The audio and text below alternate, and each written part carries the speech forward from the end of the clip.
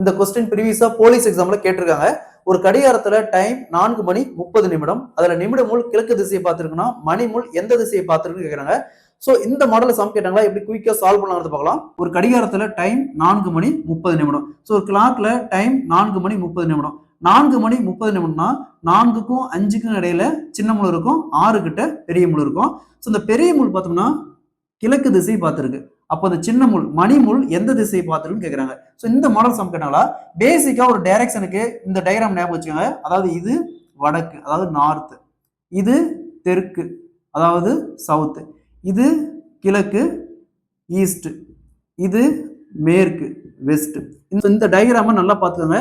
இந்த டயகிராம் தெரிஞ்சாவே டைரக்ஷன்ல எந்த மெத்தட்ல சம் கேட்டாலும் நம்ம ஈஸியா சால்வ் பண்ணிடலாம். சோ பாருங்க, இங்க கிழக்கு திசையை பார்த்திருக்கு, நிமிடமுள் கிழக்கு திசையை பார்த்திருக்கு. சோ நம்ம இது எக்ஸாம்பிளுக்கு இது கிழக்கு திசைன்னு வச்சுக்கலாம், இது கிழக்கு திசை நிமிடமுள்னு வச்சுக்கலாம். சோ இந்த டயகிராம் அப்படியே மூவ் பண்ணுங்க.